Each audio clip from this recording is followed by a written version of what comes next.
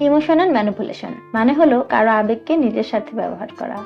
সহজ ভাষায় বলে এমন কেউ যে আপনার অনুভূতিকে খেলনার মতো ব্যবহার করে। আপনার ভালোবাসা, দয়া বা ভয়ের জায়গাগুলো চিনে নিয়ে সেগুলোকে কাজে লাগিয়ে নিজের কাজ আদায় করে নেয়। এই ধরনের মানুষরা খুব চতুর হয়। তারা কখনো সরাসরি কিছু বলবে না, বরং এমন ভাবে কথা বলবে বা আচরণ করবে যাতে আপনি নিজেই নিজেকে দোষী ভাবতে থাকে। ধরেন আপনি কোনো একটা ডিসিশন নিয়েছেন, কিন্তু সে এটাকে এমন ভাবে প্রমাণ করবে যেন আপনি সবচেয়ে বড় ভুল ডিসিশন নিয়েছেন। আপনি যদি কিছু নিয়ে কষ্ট পান, সেটা নিয়েও সে বলবে তুমি খুব আবেগী। এত আবেগ থাকলে চলে নাকি?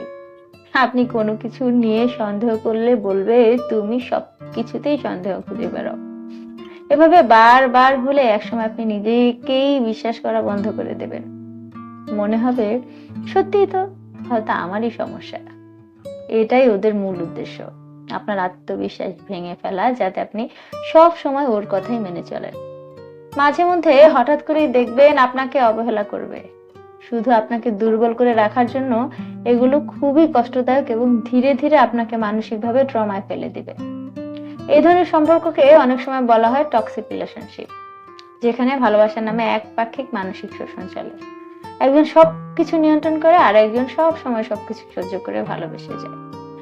ইমোশনাল ম্যানিপুলেশন ভয়ঙ্কর একটা জিনিস, কারণ এটা আস্তে আস্তে মানুষকে নিজের বিরুদ্ধে দাঁড় করিয়ে দেয়। নিজের অনুভূতি, চিন্তা, ইচ্ছা সবকিছু নিয়ে সন্দেহ তৈরি করে দেয়। তাই এটা বোঝা খুব জরুরি, যে সম্পর্ক আপনাকে ভেতর থেকে দুর্বল করে দেয় সেটা ভালোবাসা নয়, ওটা মানসিক শোষণ। আবেগ কোনোদিনও কারো হাতিয়ার হতে পারে না। কারো কাছে ভালোবাসা চাওয়ার মানে এই না যে সে আপনার মানসিক স্বাধীনতা কেড়ে নেবে।